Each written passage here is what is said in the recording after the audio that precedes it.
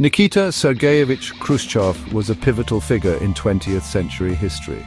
As first secretary of the Communist Party of the Soviet Union from 1953 to 1964 and premier from 1958 to 1964, he navigated the treacherous waters of post-Stalinist reform, Cold War diplomacy, and internal Communist Party politics. He is remembered both for his courageous efforts at de-Stalinization and for his volatile, sometimes reckless, decision-making on the global stage.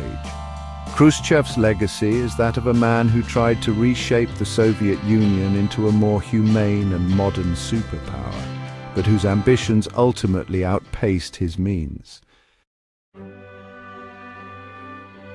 Born on April 15, 1894, in the village of Kalinovka, Nikita Khrushchev emerged from the peasantry of the Russian Empire. His upbringing was modest. He worked as a shepherd and miner in his youth. Khrushchev's early exposure to industrial work in the Donbass region profoundly shaped his identification with the working class. During the Russian Civil War in the early 1920s, he joined the Bolsheviks and served in the Red Army. His involvement in the party during this period marked the beginning of a long and ambitious political career. Khrushchev gradually rose through the ranks of the Communist Party, benefiting from the patronage of influential figures such as Lazar Kaganovich.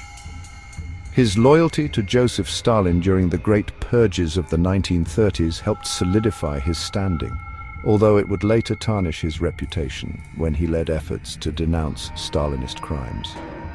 By the late 1930s, Khrushchev held key posts in Ukraine and Moscow, where he enforced Stalin's policies with zeal. Khrushchev served as a political commissar during World War II, most notably during the Battle of Stalingrad. His wartime service further bolstered his reputation as a loyal and effective party functionary. After the war, he resumed leadership in Ukraine, where he oversaw the rebuilding of the war-ravaged region and began to gain a more independent political profile.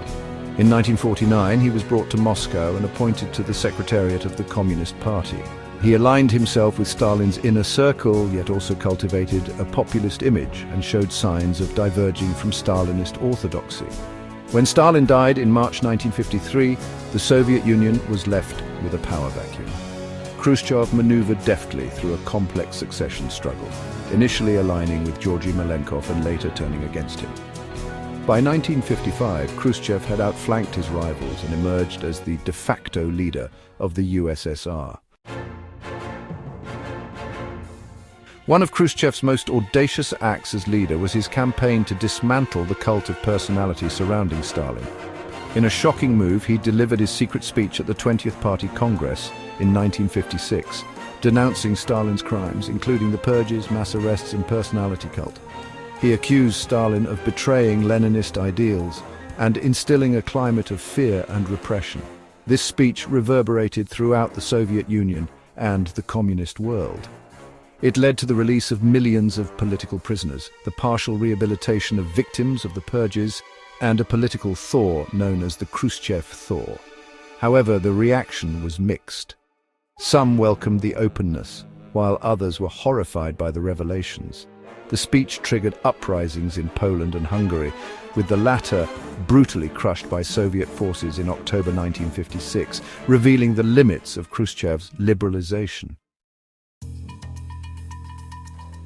Khrushchev sought to reform the Soviet economy and society to make socialism more efficient and humane. He launched the Virgin Lands campaign in 1954, attempting to boost agricultural production by cultivating lands in Kazakhstan and Siberia. Initially hailed as a success, the campaign faltered due to poor soil quality and lack of infrastructure, ultimately leading to disappointing yields and food shortages.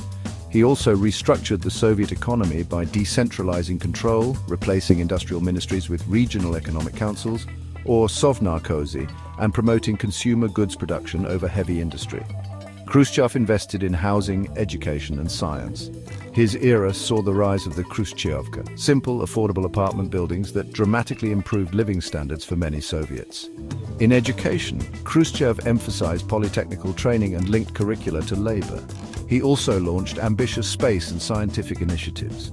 Under his leadership, the Soviet Union achieved landmark successes in space, including launching Sputnik in 1957 and sending Yuri Gagarin into orbit in 1961.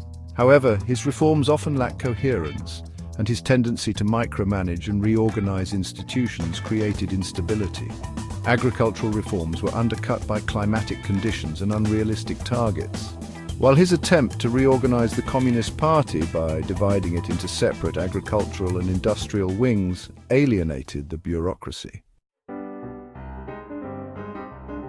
Khrushchev's foreign policy was bold, erratic, and often dangerously confrontational. He championed the concept of peaceful coexistence with the West, arguing that capitalism and socialism could compete without military conflict. Yet he also engaged in high-stakes brinkmanship. In 1959, Khrushchev became the first Soviet leader to visit the United States, meeting with President Dwight D. Eisenhower and presenting himself as a reasonable statesman.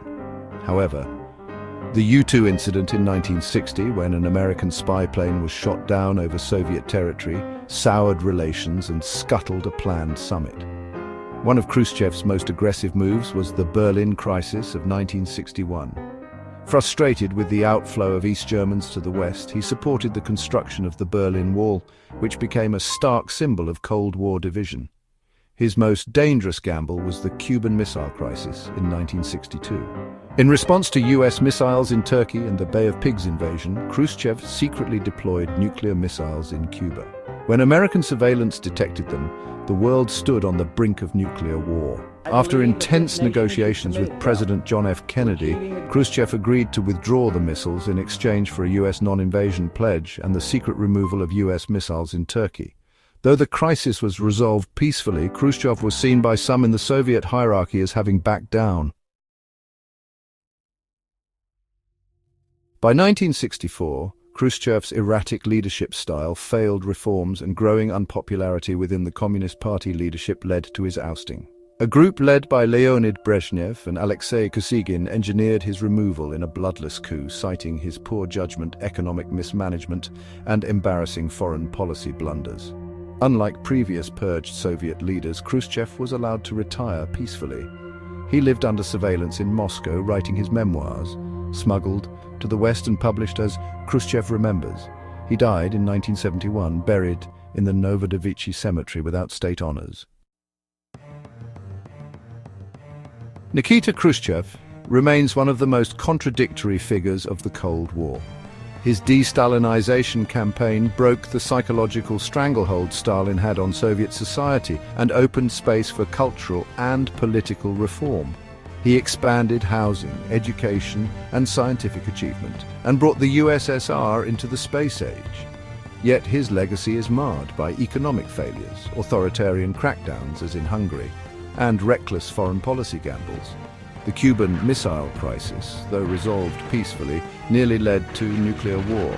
His reforms, while visionary, were often too hasty and poorly implemented to succeed. Nevertheless, Khrushchev represents a bridge between Stalinist terror and later stagnation under Brezhnev.